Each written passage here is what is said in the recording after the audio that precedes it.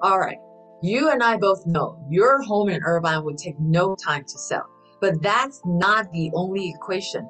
After the home gets sold after a few days, then what? Where are you going to live? Where you should buy? And are you going to rent?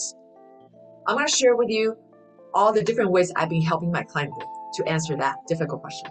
Coming up. So after you sold your home, what you gonna do? Where are you gonna buy? When are you gonna buy? So one of the options is that, again, this is not approach will fit all families. Definitely not a one size fits all. But we do help clients that before they sell their home, put their home on the market, they get a pre-approval. It's a standalone pre-approval. Just start finding their next home. We're looking at this resale market. So we will use that. We find a home, we bid a home, we'll have the new mortgage on your new home. So you get a home first, you will start paying the new mortgage while you're selling your home. But like we talked about, market's so hot, it won't take long for you to sell your existing home. So your biggest risk or the cost of this approach is you probably need to pay a 1 or 2 month mortgage principal interest before you sell your existing home and put the all proceeds paid back on your new mortgage. But the good thing is that you have that certainty. You already identify, you close, you find the next home you want. You lock it in, and then you take care of the selling. So that's one of the options. Another option is buy a new construction home. So even before you start putting your home on the market, go look at all this new construction. The good thing about new construction is that you get pre-approved, pre-qualified, and when there's new releases, you sign the contract. When you sign a contract, normally just take a very low percentage of earnest money, but you secure a home. You know you got a home. And depends on the builder and the supply chain situation, the build out could take between 3 to 6 months. So when you sign the purchase contract of your new construction home, you have a lot of time to sell your existing home. And you don't have to pay any down payment for that one yet. So it's good in a two-way. One is that you secure a home and let you have the time to sell current home. Depends on the build out. You can even negotiate a certain period of rent back. So you don't have to move twice. When you're waiting for the new home to be complete, you're staying in the existing home and you close it, you pocket the proceeds already, and you get to enjoy the comfort just moving, staying in your home to align both sides of time. And the third option is you will need to sell your home and find a short-term rental.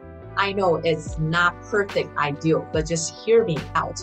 We do have several clients that their existing home sold like a phenomenal price is so much higher. It makes sense for them that it's so high, make the seller so happy.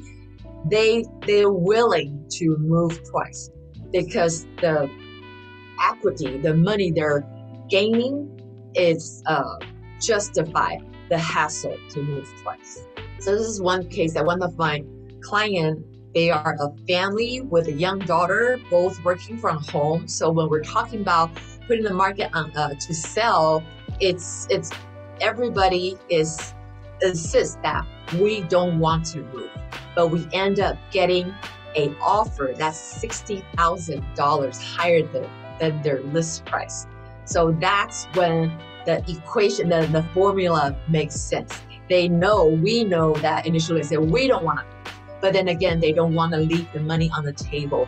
After all the family meeting, all the consideration, it makes sense for them to capture all the money they can get, and they can just it makes sense. It's worthwhile for them just to rent another like a 6 months short term. So in this case, the family, they are trading up anyway. A lot of their furniture probably will not make sense for the bigger new home. So they're decluttering, they're doing garage sales. So it's actually the process is not as disturbing or painful because they have to move twice, because anyway, they have to configure what they have. So in the end, it all worked out. So that's the interesting about real estate. That's it's always fluid. There's all kinds of scenario.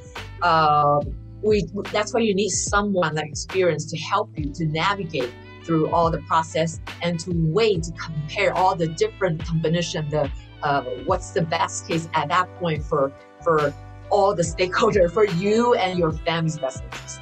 No matter which option you choose in today's market, it's pretty common, and most buyers kind of expect that you can, as a seller, you can always put it in a terms that as certain duration of leaseback. That way, it's just an extra tool, extra buffer leverage you can have. Just give you more option in terms of what's your next step, where to move to, and where to buy, and when. So if you're thinking about making a move, I would love to help to explore all the possibility with you and give you our honest opinion, what's the best for you and your family.